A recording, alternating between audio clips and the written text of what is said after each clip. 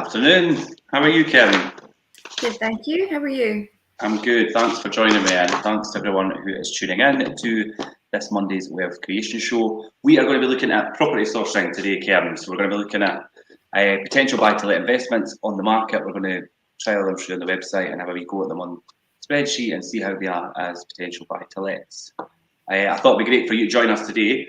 Jim's not here anyway, but I thought it'd be great for you to join us and give your take on whether properties are good potential investments and like the area and what they could achieve rental wise and things, because you do a lot of that day in, day out. So I thought it'd be good to get your perspective on that. How are you anyway? Good. Good to see what you're going to come up with today. Okay. In the news, we'll cover, there's a few topics I picked up for the news today. Actually, I've been looking at landlords' day and things, which a lot of it is geared to like England and things, but it is relevant for us as well. First topic is investment opportunities are plenty as auction markets start to soften. So I was having a read of this. So obviously a prominent auction house says bids are fewer in number than before, and that's a sign that the market is softening, presenting potential opportunities for investors. There's a lot of good opportunities for investors at the moment. The market, and as they go on to say in this, the market is still hot, but people appear to be hanging back until the last minute before they commit. Now, once again, we smashed it with 92% of all properties sold, raising more than 28 million. So we are delighted with that result. So this is an individual auction house. We are seeing a drop in the number of bidders at the moment, which I think reflects a slight stalling of confidence in the market. But the people who are bidding are serious, putting in offers, strong offers, and properties are continuing to sell well above reserve prices. And we see that a lot as well. And I think I see that quite a lot, and you'll know as well, Kerin, dealing with new investors and landlords and things. The ones that are in the market just now and that are buying are quite serious and what they are doing. And when they go forward with an offer, they're prepared to follow through with it. It's not just kind of something that they're doing just for the sake of doing it, which I think I've seen a lot of people do in the past. Do you see that, like people a lot more confidence in buy-to-let investors and things now? Yeah, I think just the market that we're in just now, obviously you can't really be waiting around. You have to have your ducks in a row and you have to be prepared for it. So our investors, they know what they're doing, they know what they're looking for. So when it comes around to the potential for a good opportunity for them, you want to be going for it straight away and not hanging back on it and potentially missing out. Just the way the market is in general, things are still going for quite a bit over. So to be able to, you have to be on the ball to find the good deals and not get caught up, I think, within all the general interest that properties are getting. Yeah, you really need to, like you say, have things in place and be ready to move, and be prepared. And we've done so many shows on preparation and how to be prepared and be successful in putting offers through for investment properties. But as I continue within the news, tax experts warn government to lay off buy-to-let landlords. So this article, again from Landlord Today, don't pick on landlords. That's the message from leading tax advisory consultancy. The government needs to take care to ensure that the responsible buy-to-let landlords are not burdened with so much regulatory red tape and costs that that obviously make them decide to sell up. Now, I've touched on this last week about people being overwhelmed with the amount of changes in legislation and just like regulations and things, and increasing costs to themselves, and then deciding to sell up their portfolios. And people are out there promoting that, we'll sell your portfolio in 19 days and just ridiculous things. And I was kind of trying to put across to people that don't give up on your investment and don't just sell up your buy-to-let investment portfolio just for the sake of a few things that maybe you're struggling to try and manage. Hold on to it. I think that was basically the unless you're in a situation, and there are certain individuals who maybe are in a situation where they do need to sell, and that's fine. And then Jim and I had discussed that if you've got a buy-to-let portfolio and everything is compliant and up to date, when they do bring in these changes, and there are continual changes in legislation and things, as you're well aware, Kerin, but if you do it as and when they come around, it's small incremental changes that you could keep on updating your portfolio. It should be okay, and you should obviously compensate for the cost of doing this, or have a contingency to compensate for the cost of doing that. But the article is basically pushing that this is exacerbating the shortage of decent homes to rent, which I would agree in, because any reduction in the number of homes to rent is bad news for the UK economy, as affordable accommodation is essential if employers are going to find the 1.295 million job vacancies reported at the end of March in 2022. And the average rent in the UK has increased by around about 10.6%, it says in this article. And that's slightly different, but anyway. And that was in the year to May 2022, sorry, so it's really slightly different from that. But those working in the retail and leisure and hospitality industries are really struggling to find affordable homes, and employers in these sectors are unable to recruit staff. So it has a knock-on effect as well. And it says here at the end, agents have reported that the number of rental homes has almost halved since 2019, which obviously I think I'm going to read the next article, which it picks up on that. Research has shown that this is a result of the sale of properties by buy-to-let landlords due to the regulatory and tax changes over the last 10 years. And I have seen landlords and things decide to go down that route because of the changes that have been brought in, whether it's legislation, whether it's tax and things, and there has been a lot in recent years. And you'll be aware of that, Kerin. Obviously, in the last 10 years, you've progressed as a letting agent and come right through property management and things as well. So you're all too aware of the changes in legislation. Have you seen that having an effect on some landlords and them struggling to try and keep up and keep their property portfolio compliant? Yeah, so obviously it's important to be keeping on top of like current regulations for it. So, but you do get landlords that when new ones come out, sometimes they've just had enough and they don't want to do it anymore. So I think probably saw the biggest change when we had the lease change from obviously the shorter year tenancies onto your private residential tenancies. Yeah. In 2017, I think that kind of have a bit of a difference in it because obviously there's a big change in the types of leases, no fixed terms anymore. And like the notice periods as well. So that was one of the biggest changes I think that I've seen over my time doing this, which a lot of landlords I think did say we've had enough of this. But at the end of the day, the landlords are providing a service effectively because there are people that aren't in positions to be able to buy properties and that do need rented accommodation. So it is reducing that section of the housing market by scrutinising landlords in this aspect because they do have enough sell on, and then there's less properties for people to be able to rent. And I mean, we've seen even over the last year or so, there's far more people looking for properties than there is properties on the market. So yes, reducing that market even more is having a big knock-on effect for it. Yeah, definitely. I'm just going to see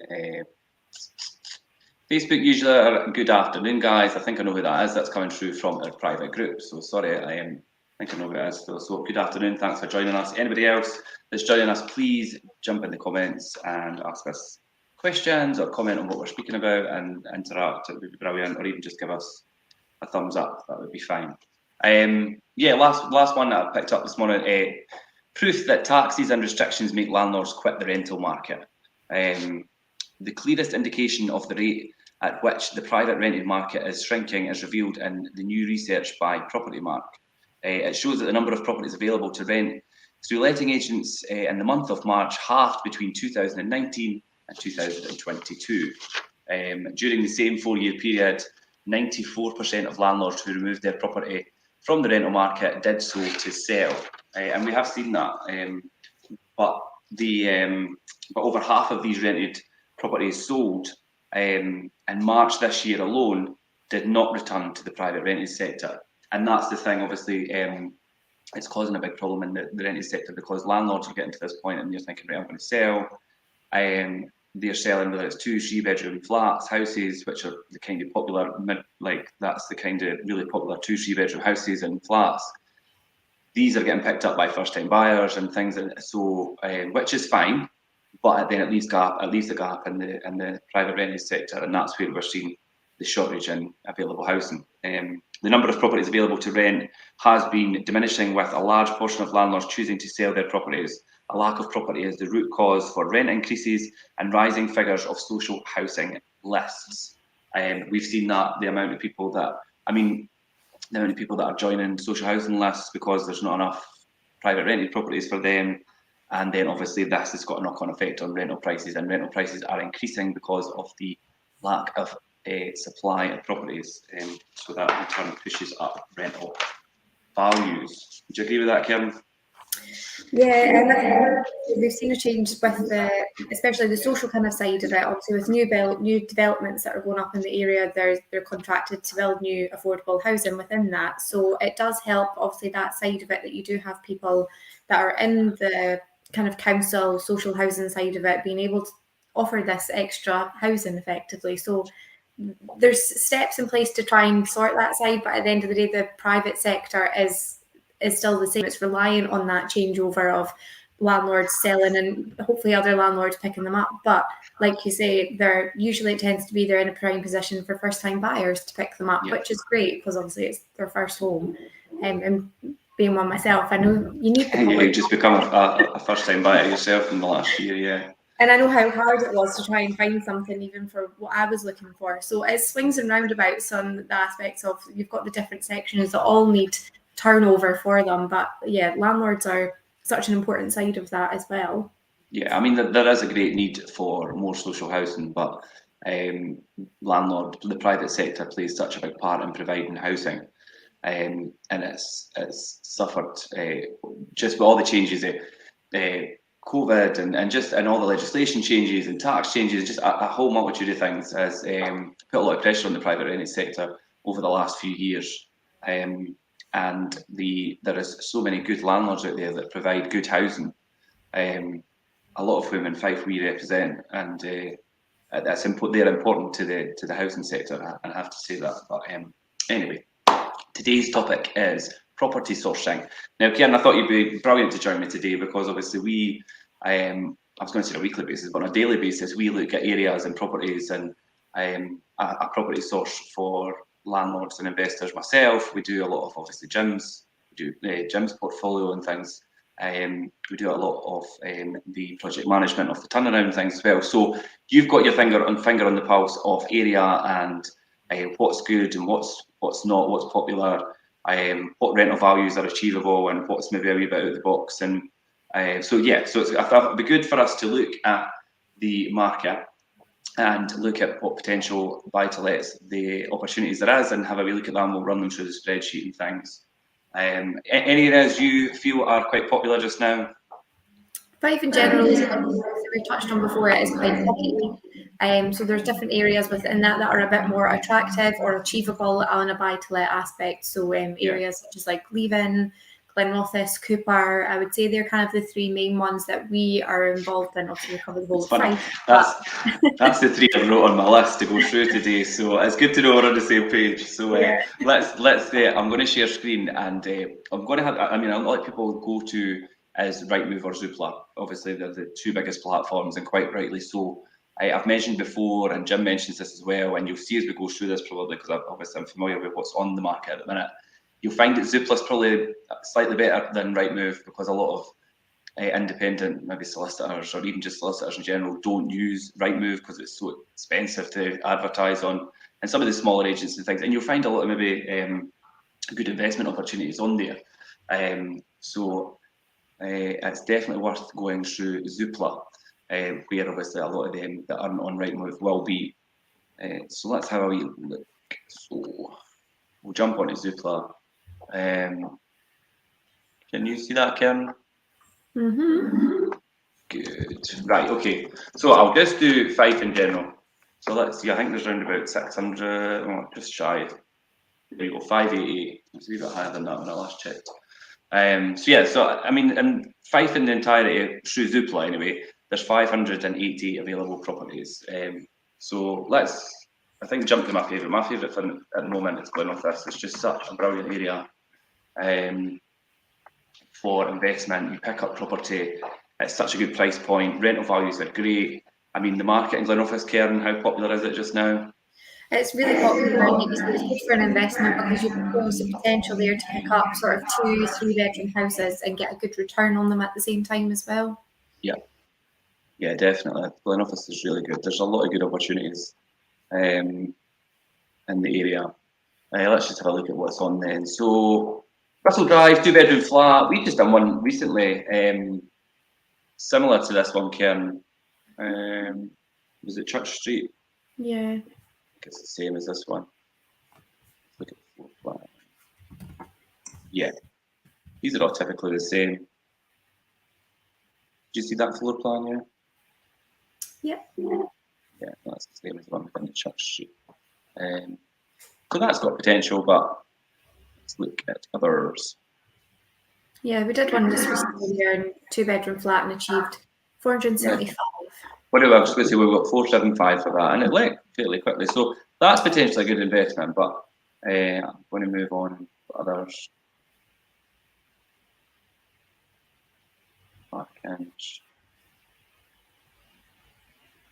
Bungalows are popular. That wouldn't jump out to me as something to go for straight away.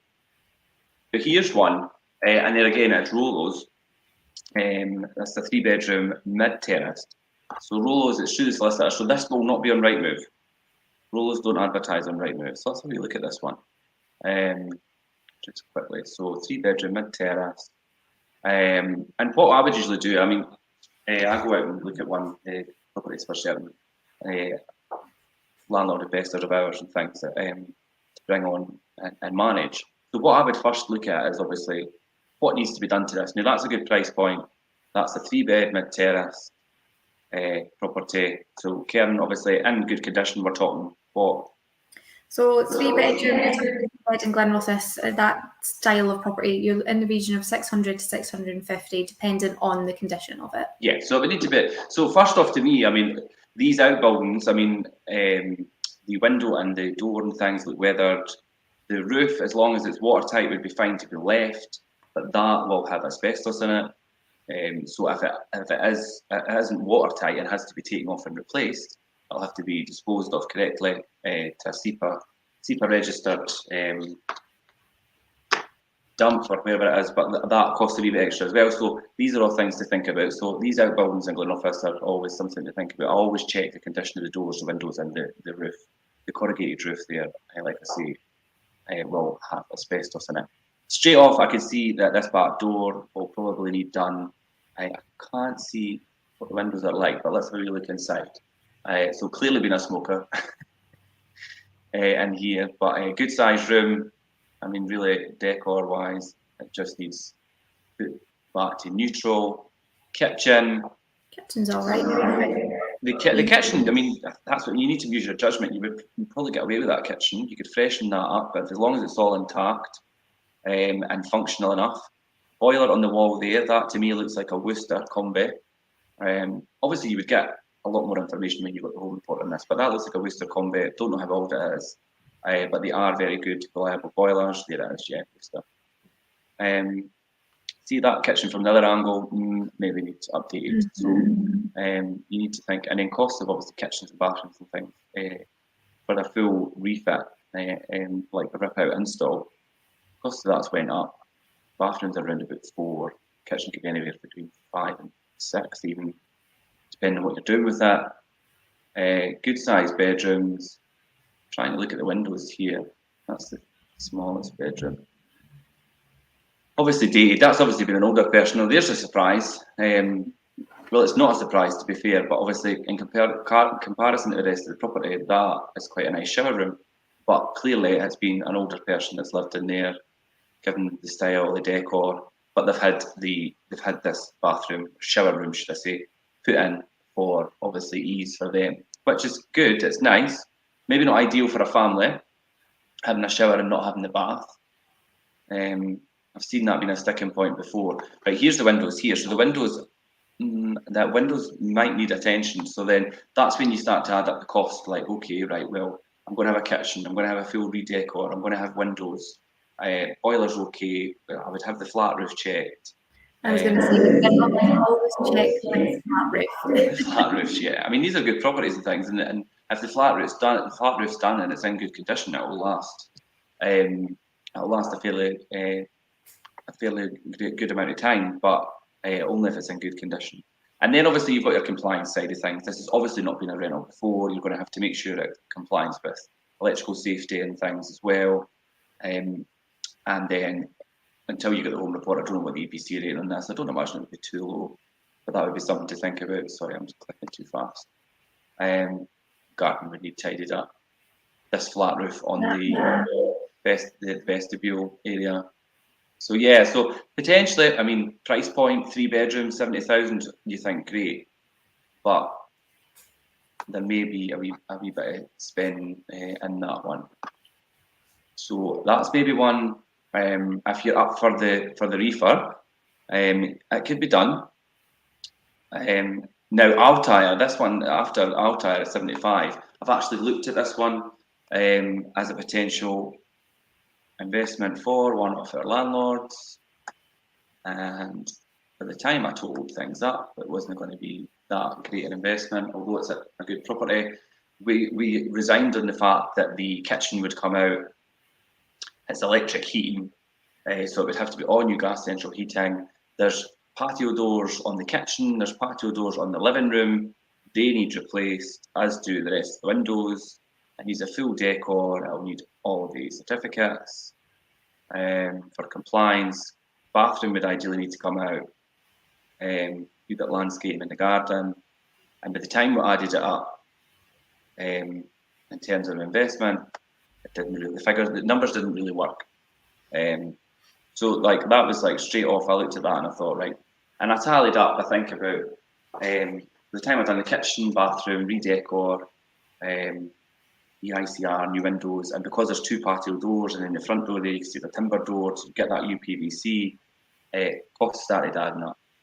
I mean, that's looking at it from a perspective where you're going to bring the property in really good condition. Because I mean, a 2-bedroom property, I mean, Altair, Pachuca, 2-bed, Kerin, what are you thinking? 550, 575, maybe? Yeah, 550, 575 region. Yeah, but I mean, in order to get 575 for a 2-bedroom house, it would need to be nice and it would need to be finished to a good standard. So that's what you're going to have to put into it. So yeah, that one didn't quite work, although it might be a good investment for someone. Denholm Court. Now this one I've actually been in. When I first seen this, I actually sent it across to one of our investors and says, look, have a look at this, this could potentially be good. And when I looked at the pictures, sorry, I'll make this bigger. When I looked at the listing pictures, myself, again, it's a flat roof, but and obviously a handrail would need to go in there if we're going to let it. And I think decor-wise, it would need to be toned down a bit. But I thought, all in all, I thought, God, it looks quite good. And when I actually went to view this one, and when you see it close up, it needs a lot of work. And again, the windows are all, it's the aluminium frame, C.R. Smith style windows. A lot of them are, the seals are blown. Some of the catches are done. So basically you've got a full windows and doors, and then decor, and then the bathroom. There's a lot of remedial work in the bathroom. I mean, that's a big hole there behind the toilet and things. And yeah, when you see it in the cold light of day, sorry, I'm skipping too fast. It was quite tired. Although it was a really big property, it was a 3-bedroom property, you would get quite a good return on it, but you would need to put the money in. So not to say it's a bad investment, but you need to be prepared to put the work in and spend the money. These outbuildings, when I checked them, these doors both were past repair, so was the window, and I think there was a breach in the roof, in the corrugated roof, which again, like I say, would need to be taken away, disposed of correctly, and so a lot of costs were mounting up on that one. Although when you look at it, I thought, God, that's good, and it was me that actually put it forward, and I went and looked at it myself. So I think that's the thing. Obviously, we know that the property is great online, but the importance of going and seeing it, or at least having somebody like an agent going and seeing it on your behalf, just to see if it is actually as good as it looks, or like you say, if it's needing the work done to it. Yeah, I mean, and I think it's good as well if you've got an agent who's familiar with the area and like obviously got their feet on the ground in that area all the time and know the properties. then it helps a lot to be advised, especially if you're an out area investor. That's obviously, which is the one that I was looking at that for. Was, and I was like, look, it's a lot of work. You would have to, I would have to be project managed from a distance and things like that. Although obviously we're there to assist with that as well. I've also viewed this one at Kerin Drive, which is a brilliant wee flat. We have the one just around the corner, rents really successfully. It's quite well finished actually in the pictures again, but there was a few things. A lot of the fascias at the front were quite weathered. The agent couldn't tell me at the time whether it was a previous rental, but it did have all its smoke alarms, it did have its carbon monoxide, it had its new RCD board and things. Kitchen was quite nice. There was still a wee bit of money to be spent on it though. It's not as pristine as it looks in the pictures, but it was still potentially a good investment. And Balnagowan Drive, you'll know yourself, Kerin, we've got that one, it's just the next block actually. And it rents so successfully and has done for a lot of years. Yeah, it's always quite a popular. Yeah. But it was the next one, now this one in Lothian Court, which I thought was really good. So we're 79,995, so 80,000 on with First for Homes. It's a 3-bedroom terrace property. You could see here, obviously, nice outside space. Again, it's a flat roof, but obviously get the home report, check that. I mean, it's obviously finished inside to somebody's personal taste because they live in it, but the area is perfect for buy-to-let. Kitchen, maybe a wee bit dated, but to be fair, initially, you'd be able to let it with this kitchen, and then as you further down the line, is obviously, you could maybe upgrade that, but it's fine till it looks fine anyway, you'd have to see it, obviously. Dining area, bedroom, bedroom, bedroom. Windows look good, fixtures and fittings look fine. You've got off-street parking here. The outbuilding looks, it's well maintained. And there's also a garage with it as well, which is obviously out the back. So I thought that was a really good one. So let's take that one. Just going to write this down. It's a bonus if you can get off-street parking, especially in Glenrothes. There's a lot of terrace houses that are kind of laid out quite together. Yeah. So if you can get one with the potential for off-street parking, it does make it more attractive to a tenant. Definitely, because I mean, some of the main things we'll get is off-street parking is a big plus. Storage space, that garage is just an even bigger plus. Nice outside space, plenty obviously like the dining area and things is great. So I think that's a really good one. And obviously I had the first time we've seen this was just yesterday actually. So I'm actually going to pitch it to a couple of people as a potential investment. So that one's 79.99. I'm going to write this down. And what we get in Kerin, 3-bedroom. Would we get 6 or 6? I would get 650 for this, I think. Yeah, quite potentially. We have enough street parking. I think if it was the decor was sorted a little bit more neutrally in some of the areas, you'd probably get about 650 for it. Yeah, so I think maybe just a wee bit of alteration in the decor so it's less personalised, and then also compliance, which would be EICR, electricals and things, and gas safety. So yeah, that's a good one. So we'll go that was. It could be quite handy as well, something like that. If you are needing a wee bit of storage space, the fact that the garage is separate, because you could always not include that within the let and keep the garage for your own space. Yeah, a lot of people do that and keep it and use it as storage and things, because storage units are so expensive now. Space flat in Douglas Road, Leslie, that's just up from, we've got one just on that, we've got 2 on that street. That's our one in King Edward Street. That's quite a nice flat. That would be really popular. It is only 1 bedroom, as opposed to 2. Price point's a wee bit higher because it's Markinch, but Markinch is really popular. If you have the train station as well, you get when we have ones in Markinch. I wouldn't say they come up particularly often in Markinch, so we do get quite a good bit of interest when they do. And like I say, when you've got the train station there as well, it makes them a bit more desirable. Yeah, you've got some really nice shops. You've got the train station. You've also got Balburney Park in the estate. And this would be an ideal property for maybe somebody that's single or maybe a more mature couple and things. They'll probably have a wee dog. So, do you know what I mean? That is a perfect area. But I think we'll stick with Lothian Court as an example this morning. I'm just going to skip through what else is here. Macduff Gardens, now this one I know, now this is a really good investment property. It's got off-street parking. I'll skip through it and show you. Got off-street parking to the left there. It was a previous rental before, so it's got smoke alarms and things. I mean, decor, it's nothing startling. It would need to be changed. But just, it's a semi-detached property. It's got it's a corner plot. It's been a previous rental and things as well. But unfortunately, the home report states it's a non-traditional build. So it's actually a timber frame build. So you will really struggle to get a buy-to-let mortgage on this. It would either have to be a cash purchase, or you would have to find one of the very few lenders that would lend on it. And that is the downside to that one. Otherwise, that would be it's a good area. It would be really popular. So let's move to Glenrothes. And we will go, well, what was the three areas we said, Kerin? Glenrothes, Cooper and Leave It. So, Yeah. Well, quickly while we look at Cooper, I don't think there's a great deal in Cooper at the moment. I think there's about, well, there'll be a wee bit less than Glenrothes, but we'll see. Cooper. Again, Cooper's quite good because you get people that are maybe not wanting to stay in St Andrews but are, however, working there or studying there. So you've got the commuting side of it, and also up to Dundee as well. It's quite easy. So I would say we had a 1-bedroom flat on in Cooper, and it went within, well, we had a tenant lined up for once the refurbishment was completed on it. So that's the one on the Bonnygate. We've done that twice in the Bonnygate. While the refurb was getting done, we found the tenant, and that was quite a successful way of doing that. Let's have a look at what's in Cooper. But like I said, Cooper is ideal for people who are working or studying, or obviously St Andrews. Cost price point of rentals in Kirkcaldy and St Andrews is so high in comparison. It's good to just be in Cooper. You've got everything in Cooper. It's a brilliant little market town, and you're not going to pay such a premium, although rents are higher than other areas.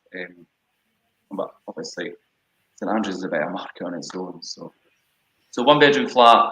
I mean, up until recently, you were probably getting about 2-bed flats in Cooper for around about 80. You could still find them. There's land. That's a 1-bed. So there's a 2-bedroom flat on the cross gate. That's right on the corner. Do you know where that is at the cross? Yeah. A 2-bed flat at 90. Which is probably about right now in Cooper, to be fair. Sorry, too fast. Please tell me if I'm clicking through this too fast and you can't see it, because I want people to be able to see what I'm seeing. So a 2-bedroom flat right in the centre of the town. That's okay. I mean, for these flats on the crossgate and things, it is typically what you would expect. There's hardly any pictures. That's not a great listing at all.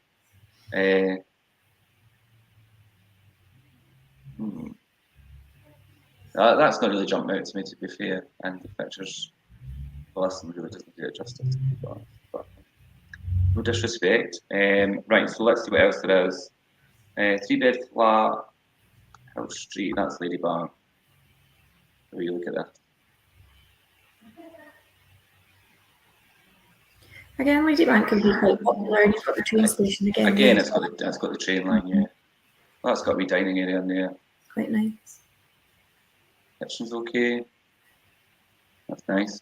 A wee bit too personalised, but obviously because somebody lives in it. But I was wanting to see what the outside space was like. That's actually not too bad for a flat.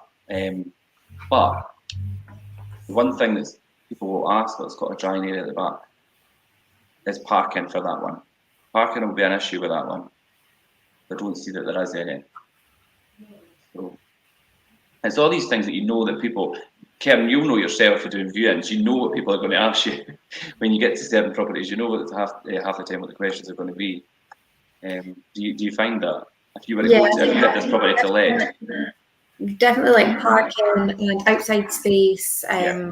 Are two big things. I mean, I know myself, I wouldn't want somewhere that didn't have any off-street parking. Just people can be quite precious about their cars, so having that option for the off-street parking, and you don't want to come home after a long shift and somebody's taking the space outside your house and you're having to park further down the street. So I think if you can get something that does have the off-street parking, it does give you that sort of more premium edge to it, because not every property does.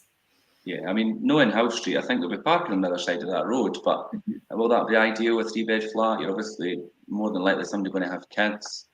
You want to be getting out the other side of the road and things. Yeah, just things like that to take into consideration. Not to say that potentially it's a bad buy-to-let option. I think it depends on the individual landlord or investor and who their target audience is and what they're looking to achieve. This is just trying to give you an idea of what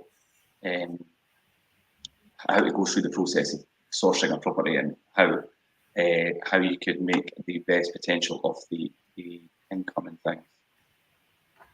Okay. Nothing's really jumping out at me for Cooper. Let's jump to leave-in. Let's not too much time before we could actually have a look at what's in leave-in. There's not a great deal in. I think I could tell you what's on the market and even just how keep a close eye on it. What one, sorry? There's not really that much on the market. There's about 20 or so now, 15. Things just get smashed up really quickly. But I mean, I'm sure there'll be some little diamonds in there that you can pick up if you do keep. There's Gladstone Street. Gladstone Street's actually not too bad. Yeah. That I've actually looked at this flat. It probably needs a wee bit of work. It's not the best flat, but it would be something of a good starter. A good wee starter flat.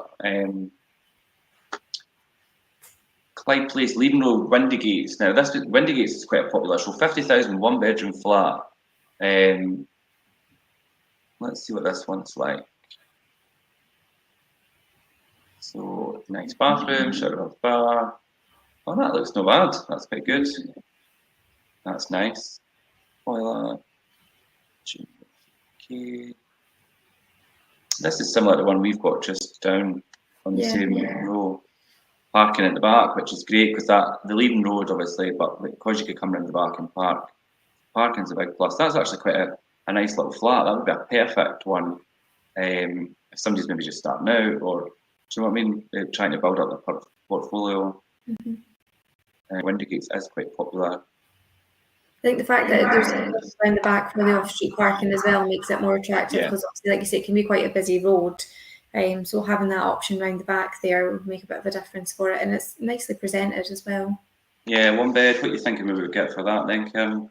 Maybe kind of in the region of 395 for it. Yeah, I thought about 400 as well. Yeah, let's use that as an example then. So we've got one either side of this, further down the street. Remember correctly. So Clyde Place. And that's 150. And you're saying we'll say 400. Okay. Okay.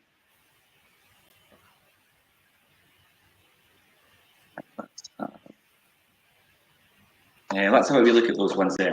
If we go in.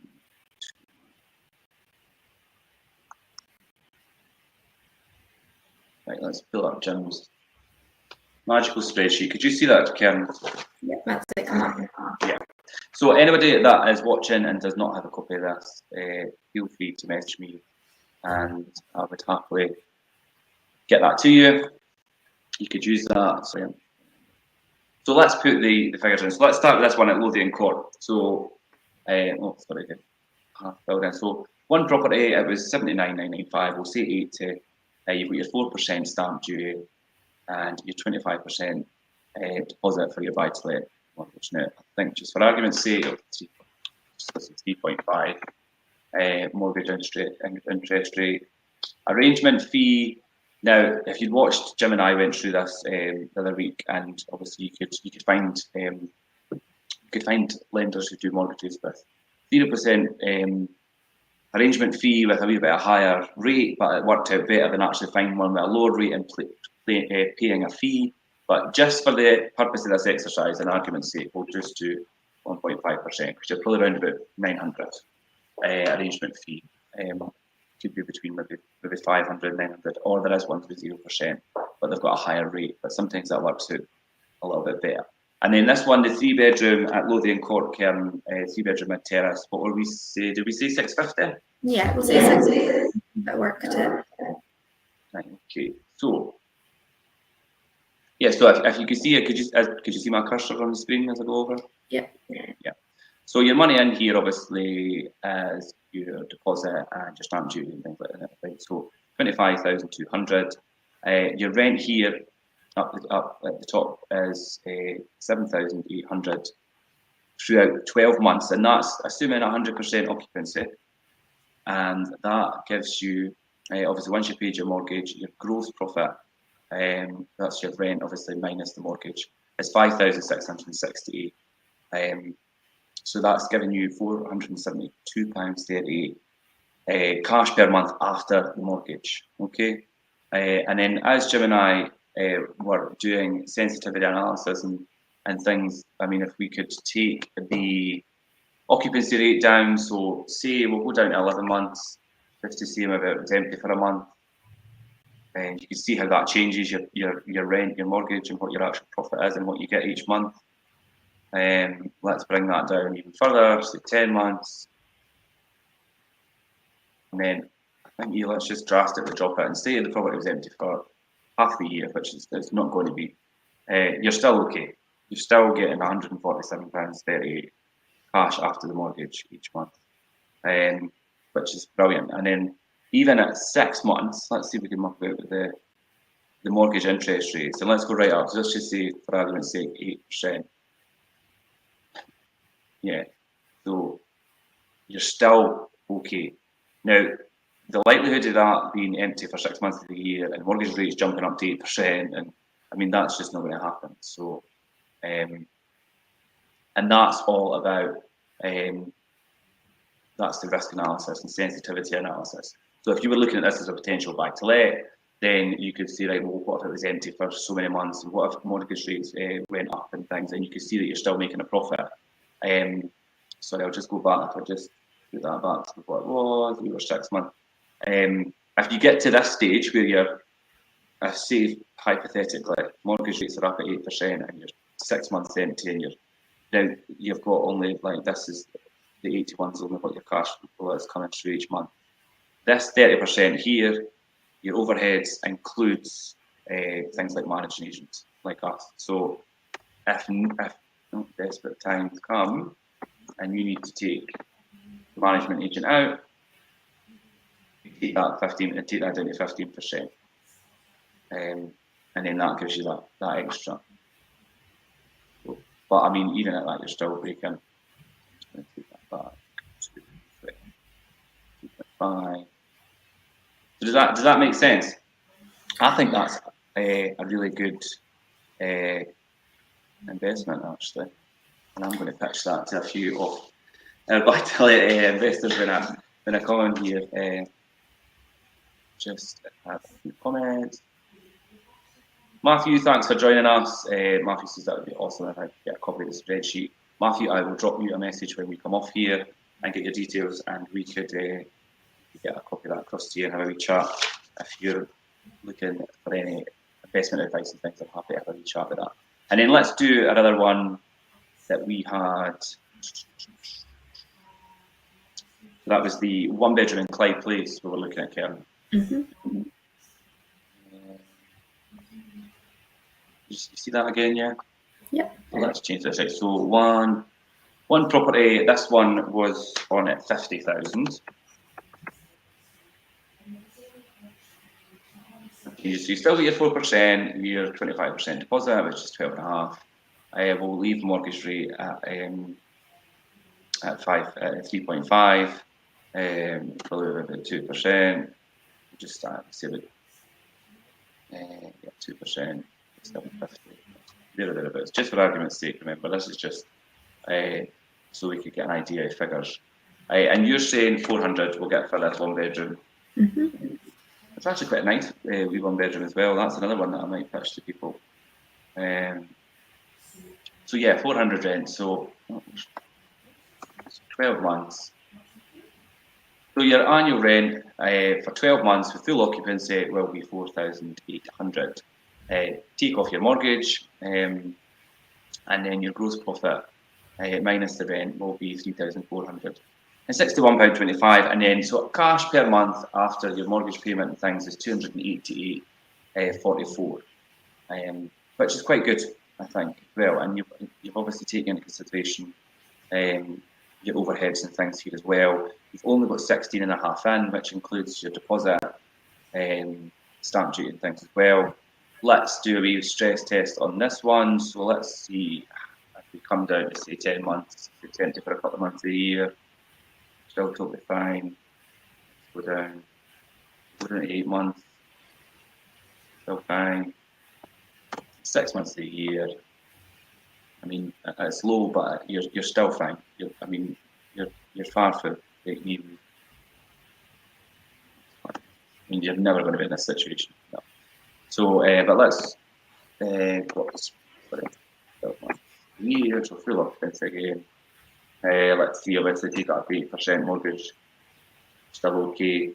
Even at 8% mortgage rate, let's come down to 10 months occupancy, you're still okay. So yeah, I mean, you play around with that. This sheet's really good for doing that. And there's a lot of ways to obviously test your investment or potential investment. So yeah, I hope that kind of it's a wee mini tutorial about how I look at properties and how they are as potential investments. So if you want a copy of that, or obviously to kind of go through that process, it's really good. So yeah, I mean, do you agree with these properties as buy-to-let investments, Kerin, like area and potential interest you would get in them? Obviously, you're doing frontline lettings every day. Do you think these would be good? Yeah, the area and obviously the types of properties. The one in Windygates is obviously very attractive as it is, and the one in Glenrothes has the potential for it, just with a little bit of work into it. So both potentially good buy-to-lets there that you've got, and obviously keeping an eye on the market and making sure that you're picking these things up as soon as they come on, because there's the potential for them not to stay around for long. Yeah, and I mean, like obviously, I mean, Fife in its entirety is such a good area. I think the main areas that we just covered just now are quite good. Glenrothes, Cooper, the Leadenmouth area and things is good, but so is Kirkcaldy, and I mean, like I say, it's quite pockety, and some outperform others slightly. But I think in general, Fife is quite a good area. It is a really good area to invest in. Glenrothes in particular, Kerin. I mean, sorry, on you go. Fife in general is good. I think it's mostly knowing your streets is the more important part of it, because I mean, we can get one area and you can have a village and it could be lovely, and then you've maybe got some bits in it that aren't great. So we had people in the office that weren't from the area that were asking us for some advice on like where to look, and it was like Fife in general is a good place to look. It's more knowing your streets that are the important side of it, and making sure that you're getting the right street that doesn't have the bad reputation for it. Yeah, I mean, as I say, areas change throughout Fife, but even down to the street could be, I mean, one street could be right next to the other street, and they could be so different, and they could command a wee bit of a different rental value and things as well. Have you seen that? Yeah, definitely. We have in Leven, I will say, for example, we've got one area of Leven that it still rents out well. It's some blocks of flats. They still generate a good return, but then you could maybe go to the other side of the street where you've got houses and they demand a much higher return than the flats on the other side of the street. So just even that short distance can make a completely different market for it. Yeah, and I think there's a lot of factors that we looked at in these properties today that influence the level of rent you could achieve for property as well, like things like off-street parking and having maybe good living space or like family space. If it's aimed at a family home, then people will pay a wee bit extra for that. And if you've seen things like any, like say, garages and things as well, do you see these kind of things commanding higher rental values? Yeah, these little differences make it more attractive. Therefore, you're demanding a higher rental return for it. People are willing to pay that little bit more to have those extra things. And I think even looking on it from a long-term tenant aspect as well, if you have a property, the more boxes a property is going to tick, the more likely somebody is to stay, because they're not going to have a reason to move. They've got the living space, they've got the bedroom space, the gardens, off-street parking. They're not looking for something more potentially. So I think obviously you can attract a more long-term tenant if you've got the more things you tick, the longer they're likely to stay. Yeah, yeah, definitely. And I think the standard of finishing things as well. We have seen a lot of refurbs because we've had a lot of new buy-to-let purchases coming on over the last year or two, and we've seen a lot of them through and helped a lot of them along the way. And bringing these newly refurbished properties to the market, it excites people, it excites potential tenants and things. It makes them excited about moving into it. It makes them more keen to look after the place and create a home and be there for a longer period of time. And I'm sure that's something you've experienced over the last wee while as well. Yeah, and even for ourselves as well, obviously we've had this property that we've watched come through this stage and finally get to that point where it is ready to go and is ready to be a home for somebody else. So it makes it a lot easier to effectively sell and pitch this property because you like it yourself as an agent. Yeah. So it makes it easier to then find somebody that also has that feeling and is going to appreciate it and look after it more because it is done up to that level, and you can potentially attract a better tenant for it because you're putting out a better product.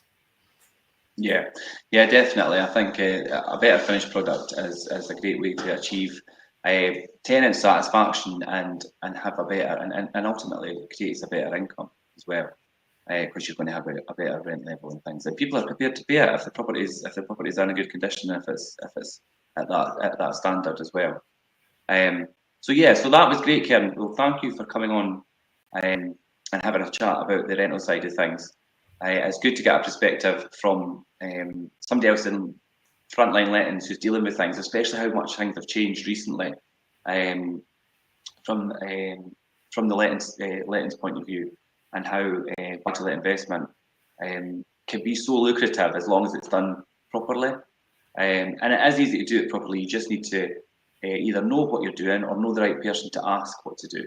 And that's what these shows are all about. We're here to obviously help people and advise them as best we can, and what we think and what we know, is best practice, and what we think people are attracted to. And I would say as well, what we know people are attracted to with rental properties, and whether that be certain areas or whether it be certain aspects of the property, if it's off-street parking and things that people are looking for, or if it's good links to certain things in certain areas, like you see the train link and things that are popular. So a lot, and especially if people are out of area investors, we have a lot of investors that are out of area, and we handpick properties and say, look, this would be a good investment because, and then that allows them to make a decision.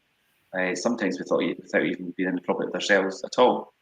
And that's what we're here to do, and it is quite fulfilling to do that for people and see the successful portfolio that people build and help them do that. Got a few comments. Facebook user, I'm sure I know who you are. Me too, about the spreadsheet, and really helpful. Thank you. I'll jump onto the group and see who you are and respond. And Matthew, yeah, perfect. That's brilliant. I will touch base with you after this, Matthew, and we could, I'll send you the spreadsheet and things. But anyway, that was great. I'm going to wrap it up there. But that was just a quick guide on how I would recommend that you look to source properties for your buy-to-let portfolio and build that up throughout your investment journey, if that's what your intention is to do. Thank you for joining me, Kerin, and as always, it's a pleasure to get your insight on things. And thanks everybody for joining. Anybody watching on the reruns, still comment, I'll pick it up. And I'll come back to you guys who joined us this afternoon. Okay.